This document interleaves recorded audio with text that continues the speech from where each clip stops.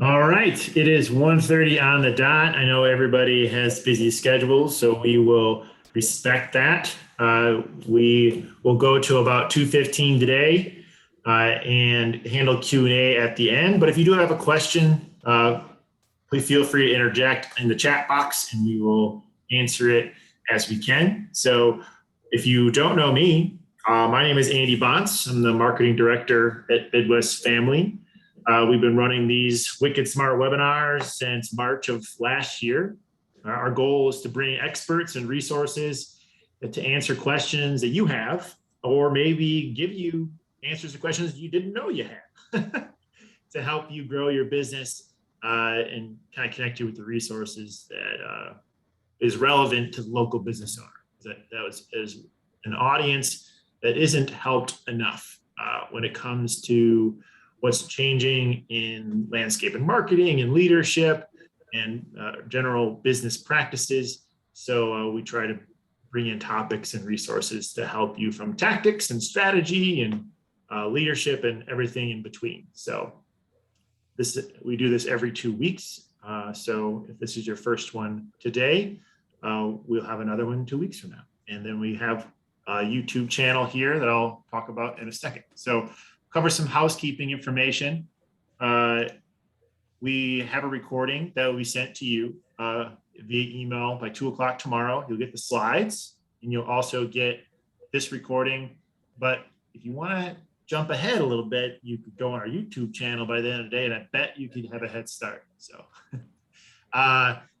feel free to ask questions. If you are on social media, please follow us on YouTube, subscribe, like, comment. If you get value out today, you can share this content with your network and you can watch it again. But I would love it if you commented and liked that on our YouTube channel. We are on LinkedIn, so follow us there. We promote a lot of good stuff, all kinds of nuggets and such there. And if you are on Twitter or repurpose any of this information, we'd love it if you used some of our brand hashtags. So today you'll see a little bit of a different, you have a new person here with his cat because Teresa is on vacation. So Joe is going to help me introduce Don here in a second. Joe is the Chief Profit Strategist and partner at BoomTap Business Consulting. And Joe has pulled some strings to get Don here today. So I'm going to let Joe kind of take over and explain why we brought Don here today and introduce him to you all. So I'm going to stop sharing and let Don take over so we can have a nice smooth transition here. Thanks, Andy. About 12 years ago, I went into a financial partnership with Midwest Family to start a digital operation. And when you're doing a startup, you need to find your tribe and your tribe that you trust. And I found Don through the Wisconsin Broadcasters Association Management Conference. And I went there and I learned that Don was an award-winning instructor, taught social media at the University of Wisconsin, also owned his own agency, 3 Rhino Media. And it was interesting because I went there with a partner of mine who was starting Midwest Digital Marketing. And my partner was looking for that one thing. It was almost like Curly from City Slickers, looking for that one thing and the answer to everything social media and digital marketing. And of course, we all know there isn't that one answer. But the important thing for me was meeting people like Don and people who I trusted in a startup situation. And that's why I thought it was important today to bring Don back, because we are getting so tech advanced as a culture and so relying on tech that we forget that it's about the people. And so it was important to reach out to Don because sometimes you do have to take a step back and realize that people make the difference in a company. And so, again, if it weren't for people like Don, I wouldn't have been able to be successful in my startup company. And we've known each other now going on probably 11 or 12 years. And he's someone who I still reach out to. We have sushi and we call it the Jedi Sushi Council. And so, again, I thought this was relevant today and very important. So without further ado, I'd like to introduce and bring on Don Stanley, dear friend, mentor, and partner. Don? Thank you very much for the introduction. The feelings are definitely mutual. And one of the reasons I'm ridiculously excited about being here is because what we're going to be talking about today more than ever applies to small and local businesses. So what is going on and what we're going to talk about and what you're going to discover today can be applied at a local small business level much more readily than at a large business, large scale organization. So that's kind of my passion. Is I didn't grow up in a marketing world. I grew up blue collar, south side of Milwaukee. Nobody owned businesses, nobody ran businesses. And I had to learn these things. And it isn't that difficult to do. I think one of the things that Joe hit on that's really incredibly important for us to think about and to recall is that the technology drives so much and it innovates so fast. And we're always like, oh, I got to get this latest thing from CoSchedule or from HubSpot or from this or from that. But ultimately it comes down to people. And I think that is something that smaller local businesses can do at scale that large businesses and organizations can give lip service to. So with that, let's kind of dig into what we're going to be talking about today. And this is all based off of a friend of mine, Mark Schaefer's book. Mark became a friend of mine probably about the same time Joe and I met. He is an incredible wealth of knowledge, has a number of New York Times best-selling book, and Marketing Rebellion is one that I think we need to be paying attention to. It came out about 2 years ago, and the thesis of it is what we're going to cover today. And as we're going along, what I would encourage you to do is don't be a passive listener here. When I'm teaching at the university or I'm running workshops for clients, the real key here is to do something with what we're learning, not just say, yeah, I heard that, that's interesting, but hearing and applying are two very different things. So think about as we're going along, I'm going to challenge you to come up with one idea that you could potentially apply, talk to your team about, even if you're like me, a team of one where I have people who work for me as hourlies and stuff like that. You can make this work for you. So really what we want to think about is what is a rebellion and why did Mark call this a rebellion? And is it really a rebellion? If you check out the book, you will see that yes, indeed it is. What a rebellion is it tends to be, especially in the marketing and advertising world, it's pushback. It's people getting sick and tired of something, not having a voice, not being heard, not feeling like their perspectives are being taken into account and pushing back. And so what is in the book is the idea that we're in the third of three marketing rebellions. So the first rebellion, and it's helpful to know this, not because it's like, oh, that's an interesting history lesson, but a lot of us don't know or think about fundamentals of communication and marketing and what they used to be and why there is this pushback that we have now. So like Joe and I, we grew up in an era of mass media, big TV. We grew up as non-digital natives. A number of you are digital natives. And as we go through this, thinking about why did things shift, really starting with the first marketing rebellion. And what the first marketing rebellion was what's called the end of lies. So originally, as companies and organizations started to get bigger and to grow in Europe and the United States primarily is what Mark researched, what happened is people started saying, hey, my product can do everything. It is essentially where the term snake oil salesman came from. My product can cure this, it can do this, it can do this. And it was selling stuff that was sometimes harmful, totally misrepresenting. And that went on for about 50 or 60 years where companies were able to do that. Finally, consumers pushed back and said, this is BS. We want to know what's going on. And from that came the FDA, the Food and Drug Administration, testing products, and also the FTC saying, you can't lie anymore. You have to start having some level of accountability. If you're going to market something, you have to have some accountability about what you're saying. So basically, there was enough pushback that even though these big, huge companies didn't want consumer voices to be represented, consumer voices got represented. And then we had kind of the heyday of what most people think about, the Don Draper area, where the next thing comes up, and now you have mass messaging. And it was the only time in human history that this happened, was that one company, one organization could advertise or speak to millions of people. Before that, you were only limited to your local markets and your local communities, medieval marketplaces, etc. And so then the second rebellion came up. And the second rebellion, what happened was 40s, 50s, 60s, 70s, 80s, there was information control by companies. So some of us might remember when you would go to buy a used car or even a new car, and you had no idea how the price was figured out. You had no idea if it was a used car, if it had ever been in an accident. You'd pay for insurance and you'd buy stuff, but the companies and organizations, the salespeople, the marketing teams controlled everything. And as consumers, we were at their whim, and we had to go talk to them. We had to go and trust them. We had to go and listen to them. And then what ended up happening is this little thing got invented called the World Wide Web. And these little things started called blogs. And people started saying, hey, we're going to start talking about things. And the end of secrets started happening. So now consumers started saying, hey, let's talk about this. Why are cars so much? The biggest, I mean, if you would have asked me 20 years ago, what is going to be the number one car sales company in the world? Will people be selling and buying cars online through something called CarMax? I would have said zero chance that that's going to happen. Well, guess what?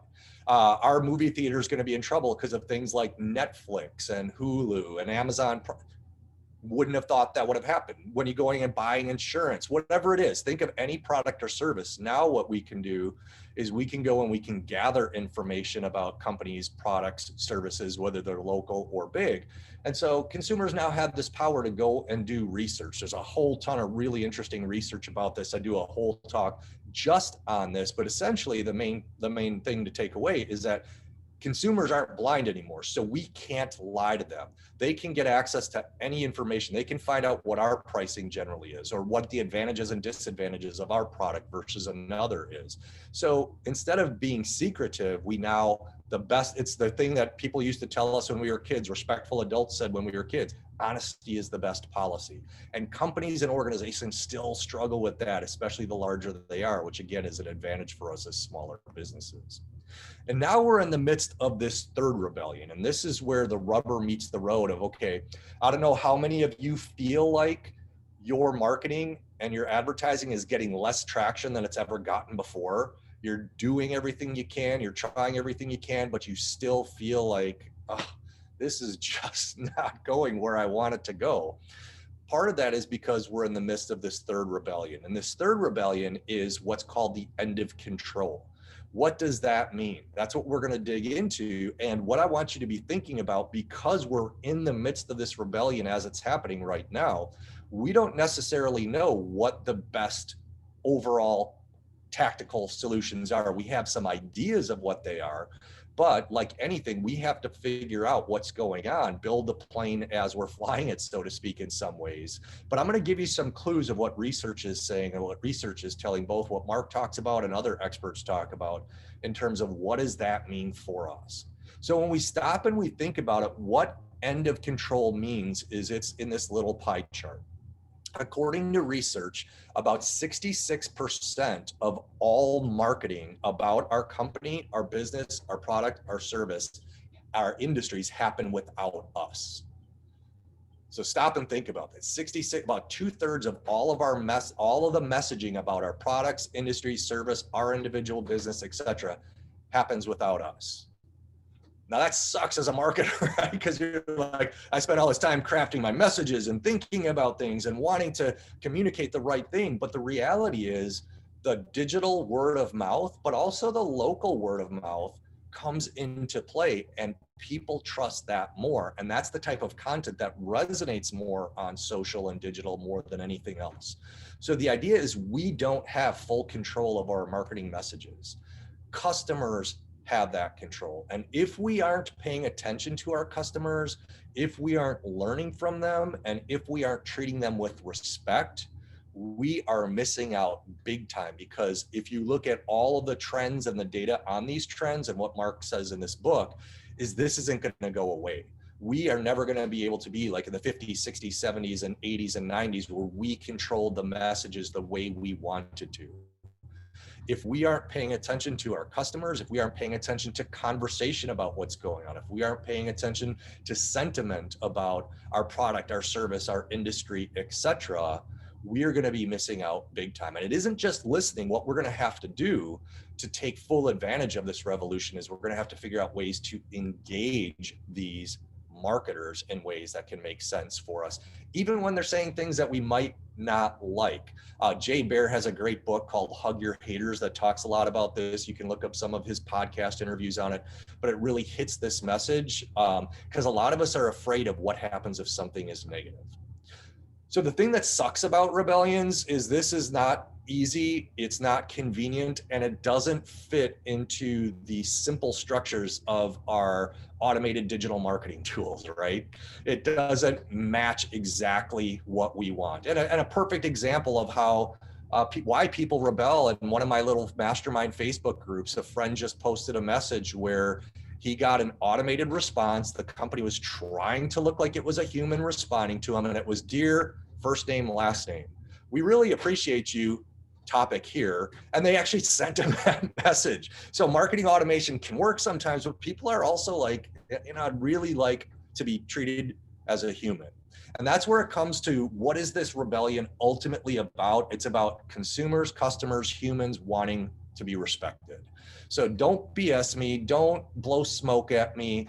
I don't need to be your best friend, which is something that I try to be as a company, but some people don't want that, as we'll look at an example in a little bit. What it is about is knowing enough about your particular audience and your particular business, industry, and location to be able to say, this is how my customers define respect. And it is different. And I'm going to give you some variables to be looking at in terms of how do you make sure you're starting to think about how you can respect your customers.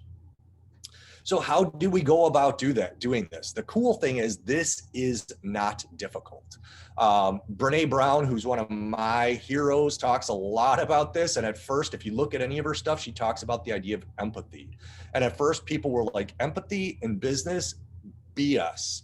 Go look at what she's done with companies and organizations with her workshops to teach people. If you don't know who Brene Brown is, look her up, life-changing stuff. But basically what it means is we want to be heard. So I always use this example as, think of you sitting down with a friend and you have something going on and you want that friend to listen to you. And you know what that friend says, "Hey, Joe, hey, Andy, how's it going?" And you start telling them and you can see their eyes glazing over and them looking at their phone and them not paying attention. How does that make you feel? It's like, why'd you even ask, right? Just if you're going to ask and listen to me, right? And that's what people want. So you don't always, sometimes you can have lighthearted conversations, but if you're really going to ask, that's what empathy really is about, is, hey, I'm going to listen to you. It doesn't mean I'm always going to agree with you. It doesn't mean I'm always going to give you what you want, but I'm going to try to understand what it is that you're looking for. And so the idea with empathy, Andy Crestodina talks about this a lot on Orbit Media's blog, which is a fantastic small business blog to follow if you're not following it. Andy's book, it's called Content Chemistry. That's required reading in the web design, web communication book I teach. He talks about data-driven empathy and how you can use data to help drive empathy along with human connection. And so the simple exercise in terms of, how do you do this? And I do this with teams all the time. And I'll say, okay, we're all marketers in here, right? We're all advertisers. We're all trying to ultimately sell something. We're all salespeople. But tell me, everybody in this room, by show of hands, when you were considering making a purchase, going on vacation, whatever it might be in the last year or two, how many went online to do research? How many of you went up to ask for a recommendation? And literally every hand goes up. The people who don't are lying. Because, why do we do that? What's the rationale for doing that? Part of the rationale is that when we dig in, we have to ask, okay, as a customer, I want information. As a marketer, sometimes I'm not willing to provide that, right? As a customer, I want empathy. I want somebody to understand my struggles. As a marketer, I want them to understand my product. And what happens is when we put our marketer, advertiser, salesperson hat on, we often lose that empathy connection that we demand when we're a customer. And rightfully so, we demand that. It isn't rightful to forget that. So what we need to do, and where the companies, organizations, and businesses are that are going to succeed are the ones who are going to be able to do this to a degree that it allows them to better serve their customers, their products, their customers, and their communities.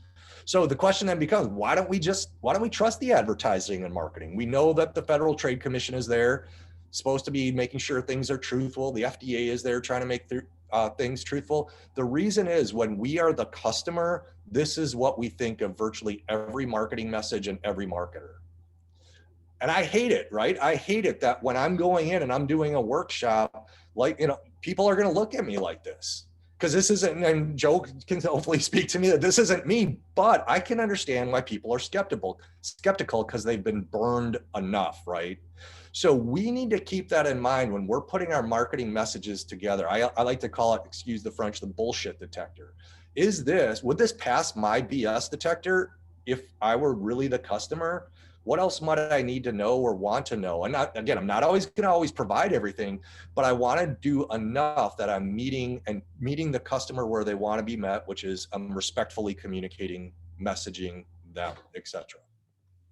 So ultimately, it comes down to this reality. The reality is that we are in what's called the trust economy. And this, for small businesses or for businesses that decide that they are really going to be real and human, I think Gary Vaynerchuk does a great job with this. I have a couple of former students who work for Gary and his companies, and they're like, man, that dude is the real deal. The way he talks is the way he treats his employees, and it's the way he treats his customers. What does that do? That engenders trust. And you start to believe, hey, there's some good people out there. There's some good companies. There's some good organizations. You screw somebody over, right? What ends up happening? You end up with that lack of trust. And you see this all the time. There's case study after case study of companies and organizations trying to cover their tracks and trying to make it seem like they, if we offended anybody, if anybody was offended by our messages, whatever it might be, it's comical, because getting trust is about more than just saying, something like that. You need to earn it over time. And so then the question becomes, what do you and I need to do to start to build that trust? What are some of the tactics, strategies, things that we can do right now to start to say, okay, this revolution is here. We're losing control, but is that necessarily a bad thing?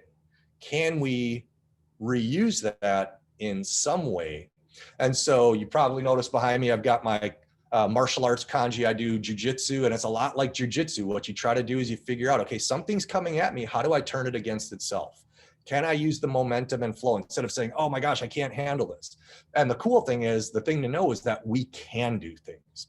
Again, I'm going to give you some guiding principles, but the idea is you want to be thinking specifically about your business, your organization, your industry, on how you can actually tactically apply this. So what Mark says, this is a quote from him, is that marketing is about building connections, emotional connections. And unless it's the Green Bay Packers, right? And even then it's a little bit funny with that right now because of everything going on. Are you an Aaron Rodgers guy? Are you a management guy? Are you, what it is. We want to feel a connection. Most of us don't feel connected to a logo or branded content or an ad. The example that I'll often use in terms of building culture, it's a big one, is Apple versus Microsoft, right? You don't see people with Microsoft tattoos, but you see people with Apple tattoos or whatever it might be. So the idea is, how do we, that's not necessarily our goal, but how do we create these connections so that people are marketing about us in a way that benefits them and us? So question is a real simple one. What's our most valuable marketing asset? Now, I've been lucky enough to work with companies literally from budgets of 0 up to 10-figure marketing budgets before the decimal point. So not quite to $100 million in marketing budget, hundreds of millions of dollars in terms of sales, and billion. I've worked with billion-dollar companies before. But the thing is, they think they can throw money at problems and automate stuff or get new technology to solve problems, when that isn't the right way to handle things. The most valuable marketing asset, and we all know this, right, is a satisfied customer. So taking care of it. But it's also a customer who feels heard They can be the hero of your story. You make them the hero of your story, and then you get them to share. So let me give a quick example. So this is an example of a burger joint. It's rated as having the top hamburger in Milwaukee. You can look it up. I won't tell the full story, but so two quick examples. One is they do social listening via Twitter. Gentleman flew into town and they use Twitter listening tools, so using technology. And this gentleman landed at Mitchell Field in Milwaukee and said, hey, I got in late. What's the best pizza place in Milwaukee? So they're monitoring mentions of food, of hunger, of different things, to things that we're all capable of doing. And they said, ping us anytime anybody is within a 15-mile radius of the store talking about being hungry. So they see this tweet, and they reach out and they, why would you want pizza? We got the best burgers in Milwaukee, or whatever, something along those lines. And the guy, well, I really wanted pizza. Goes, hey man, we can make anything. We can make a pizza burger for you, whatever. Catch a cab, come down here. We'll make sure to take care of you. So this guy gets on a cab. He's staying in downtown Milwaukee, goes to this burger joint, and ends up absolutely loving the attention. Hey, you reached out. Thank you for helping me out. I've never been in Milwaukee. They told him some places to check out while he was there. Next day he goes, and it turns out he's a keynote speaker, keynoting event of 600 legal professionals in the Milwaukee area. And what does he do at his keynote? He talks about this company, right? Hey, this restaurant heard me, listened to me, checked me out. And what did they end up doing? They end up getting a bunch of people from it. Now, the flip side was, when you go to this particular restaurant, you have a little check sheet you have to fill out. The check sheet lets the wait staff and the cooks know what you want on your burger. Well, this one woman wanted an egg on her burger, and she put that she wanted the egg runny. They make it, give it to her. Her and her friends are eating lunch. Don't say anything. And then there's a tweet about, or it might have been an Instagram post about an hour later saying, hey, I went to this restaurant. It was really disappointing. I wanted my egg firm, and it turns out I got a runny egg on my burger. Well, they go back and they look at the slip, and no, she asked for a runny burger, or a runny egg on her. Runny burger would be gross, right? A running egg on her burger. They could have said, hey, you idiot, you're the one who asked for it. Look, here's the proof. But what did they do? They said, hey, we're really sorry. Tell you what, come back in on us. We're going to make it right for you. So she comes back in, they talk to her for a while, and she's like, thank you for listening. You messed up, but I really appreciate it. They never said, hey, they just made it right. This woman ends up coming back, and what she ends up doing is she started a new business in the area, and she starts pulling in all of her client meetings to go to eat where? At this restaurant. She ends up coming in so often that they're like, you know what? You always order this burger. We're going to name this burger after you and put it on the menu. She messages out, hey, I'm going to have this local restaurant's having this competition and name this burger. What should we call it? And she shares that with all of her friends. Next thing you know, this woman who said she had a bad experience is now what? A major promoter of the business and organization. That's an example of humanizing your business. And so as we go into this, the idea too is to start thinking about truths that exist for our particular business and industry. Think about what people truly want and how to provide it for them. So Jeff Bezos, as a quick example, was asked, what do you think is going to change in the next 5 to 10 years in your industry and in business in general? And he said, that's an interesting question, but a better question to ask is what's not going to change in 5 to 10 years? What are the truths that are always going to be around? And for him, whether or not you like Amazon, they accounted for about 50% of all retail sales last year. People are always going to want selection. They're going to always want to know that they're getting a fair price, and they're always going to want delivery on a schedule that fits them. And that's what they built Amazon around. So what are some truths in your industry? I don't know what they are for your exact industry, but start to think about not what's changing with marketing and marketing automation, but what are some of those cornerstone truths? So from Marketing Rebellion, here are some of those takeaways of what does the research say people want? What they want is they want to belong. They want to feel respected, loved. They want to have their self-interests protected, and they want to find meaning in their lives. So our goal as marketers is not to create marketing that matches all of these, but we must touch at least one of these. So for example, when I've presented, I just presented at a organization in Boulder, Colorado, and they're like, yeah, I don't respect Amazon. I buy from them all the time because it's convenient, but I don't respect them and I don't love them. I said, but yeah, are they serving any of your self-interest? Well, yeah, because then I can shop online, I can shop from my phone, I can get things fast. So again, it depends on your customers and your product and your service, what you match, but virtually every successful business ticks off at least one of these. So thinking about marketing and thinking about what you're doing, looking at, can we match one of these checkboxes? We don't have to match all 5, but can we match some of them? And so this is where the dork in me comes out, the academic geek in me comes out, because really what you're looking at with these things is the confluence of psychology, anthropology, and sociology. It's human behavior. It's not really marketing, right? It's really human behavior. So keeping that in mind helps us remember, hey, wait, I'm human. What do I want? And would this marketing message, would this marketing strategy feel good to me? Would it help me feel one of, if not more of these things? So what you want to be thinking about is you want to be thinking about how can you do these things. So whenever I'm creating a marketing message, a marketing strategy with the team, we tend to do these in quarters, or it could be annual, but quarterly. It's like, is there a way to make people, like our key customers, feel like they belong and they're a part of something? Again, the Green Bay Packers, I'm a huge Packer fan, born and bred, but it's like, how many people have Packer stock? How many people love to talk about the fact that they have Packer stock? How much is Packer stock actually worth? Right? Nothing, but you feel like you belong, right? Sports are a great analogy because it's like, we are a part of something. We won the game. We won the NBA championship. And I'm a Bucks fan as well. And it's like, I didn't shoot a basket. And Giannis, unfortunately, doesn't message me very often. He should, but he doesn't. But it's like, there are ways to do things. Respected, can you offer refunds? I think Costco does an amazing job of that. But we don't have time to go deep on this, but what I would do is think of businesses or organizations, small, regional, national, international, that match some of these criteria. What I'll often do for myself is I'll sit down and I'll say, what are the companies I like to buy from?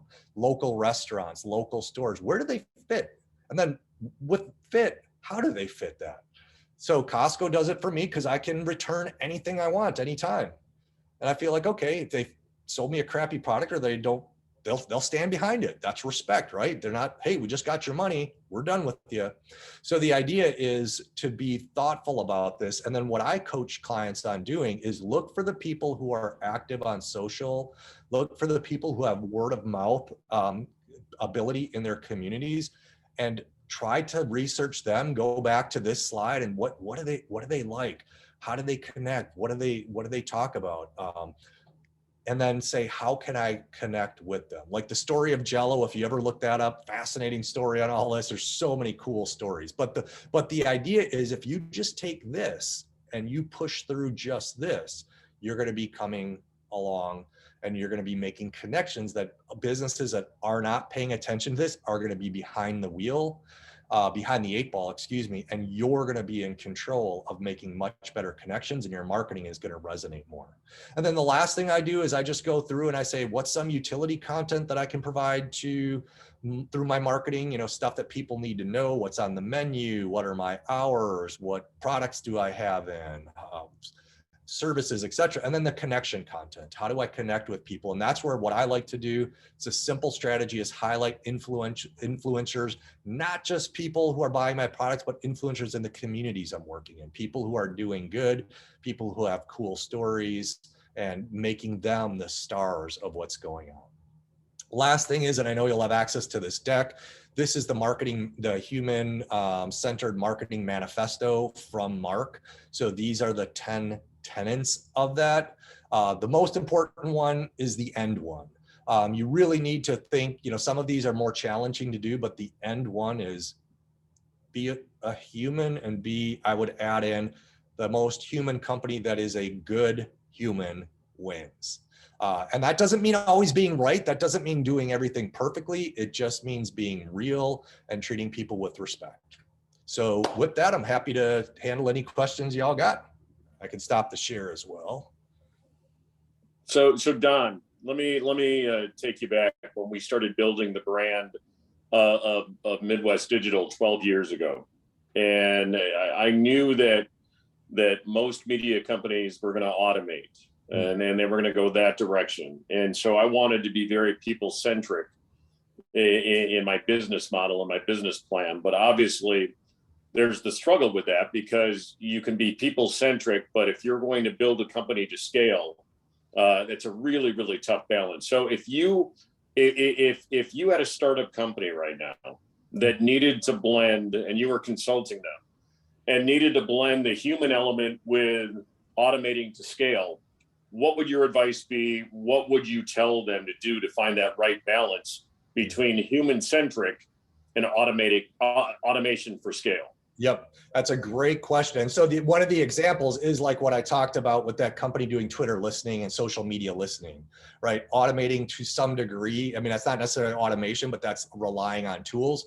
What I do is I study the companies who have way more budget, way more money, way more research, and I would do a deep dive for a week on VaynerMedia and see what VaynerMedia is doing, because they are absolutely blitzing it with, I mean, they just got a partnership with Jay-Z. They got a partnership with the NFL. I mean, going from this one single dude doing these things to blowing up to scale. The biggest thing that I've learned from researching the company, VaynerMedia, paying attention to it, reaching out to people who work there, is that they get the mindset in every one of their staff, everybody who works for the company. They're like, this isn't bullshit. If it is, leave. We don't want you here, but we are here to serve people. And again, excuse the French, but you know, you get really, it's like you have culture, and chemistry is not fluff. You need to build that in your team. And if you don't build it in the leadership people in your team, and I'm not meaning everybody is a leader, by the way, not just, you know, people who have the C-suite or whatever, but really making sure that you do things to also empower people to make and execute decisions, which is scary because I'm a control freak, and learning to trust my staff that they're going to do things the way I would want is scary, right? When I had people working for me, but then I have to be like, well, am I showing respect? Am I leading from the front? Am I just giving lip service? It's like everybody, whenever I talk about mission statements, how many companies have a mission statement versus how many live them? Big difference, huge difference. So that's the way I do it. And again, it's not a like, here's a 5-step plan to do it exactly, but you have to look at organizations that have scaled. And VaynerMedia, one of the reasons I would start with them is it started out literally with Gary and his brother. And now they're like a 1,200 person agency on 4 continents, just killing it. So they didn't get there by accident, right? They had to do some things right. And that's where look at Yelp review, or not Yelp, Glassdoor reviews, and see, you know, yeah, you're going to have some dissatisfied employees, but for the most part, you got these glowing reviews of this company. It's like, okay, what are they doing right? Maybe I'll connect with some of the people on LinkedIn and say, what did you like about working there? And then as a leader, how can we build that into our startup? What can we do both with our team internally? Because they're your customers as well, right? You don't take care of your people, they're not going to take care of your customers.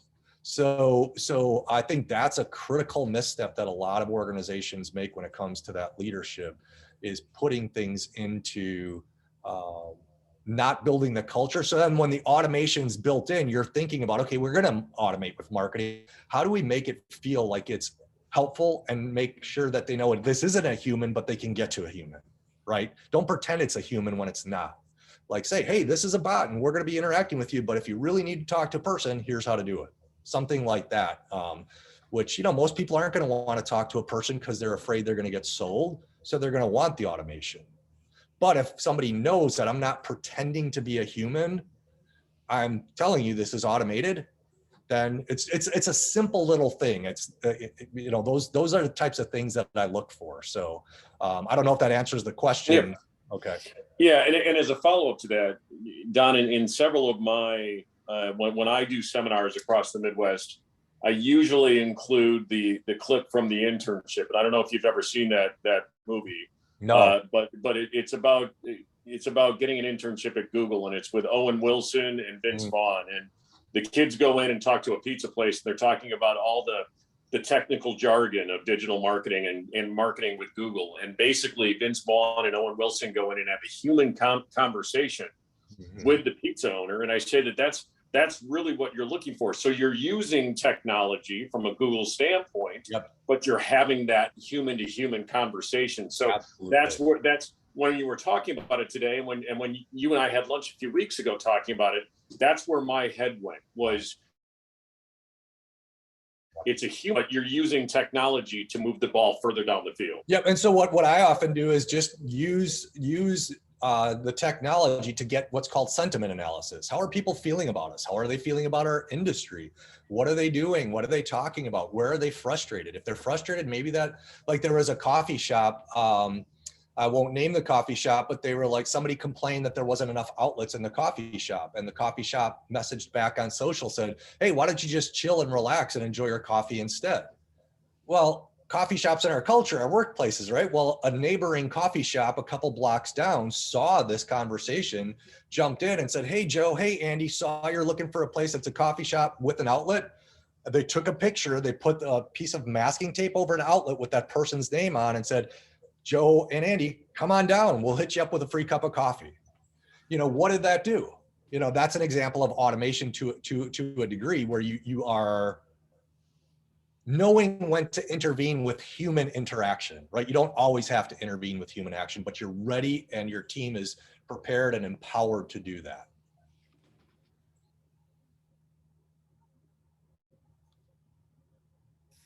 So we got time for one or two more questions.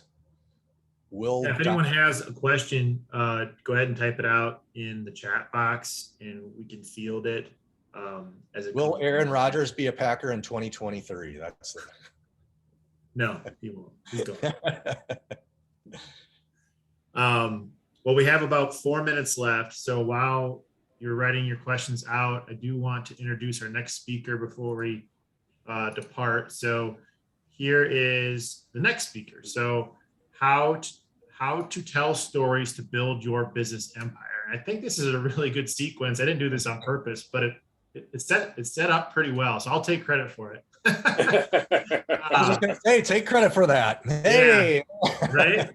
Because how can you relate and be more human? And I think it's, as we trace ourselves back pre-technology, just building community, it's how you teach and how you build community and how you build relationships and how you connect with people is through your stories and how to build those emotional bonds with customers. And that was a pretty solid segue here from speaker to speaker. So I'll pat myself on the back. And then how to have use storytelling techniques to grow your business.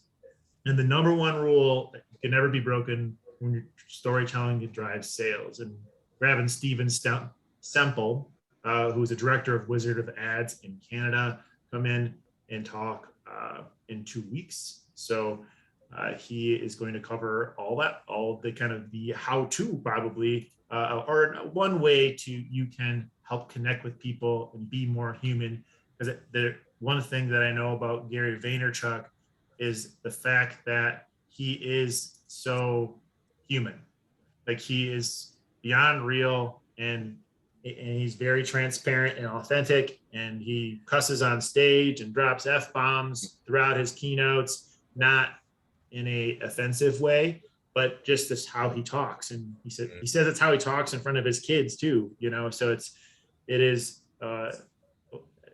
we are kind of in the authentic movement of just being human and showing the human side of your business. And I think one way to do that is just to be transparent with your stories. And it's like, we messed up, and here's how we messed up, and we're sorry for messing up, and here's what we're going to do about it. You know, just being taking ownership over your own authentic, events, in your business, where it's like, it's not all unicorns and rainbows in business, and people call bullshit when it feels like that. And I think that some of the things that come into my mind on why that's important is Google reviews.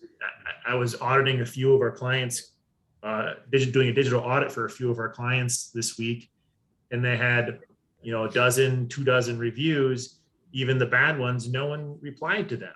No one said a dang thing. Or they were like prospective clients.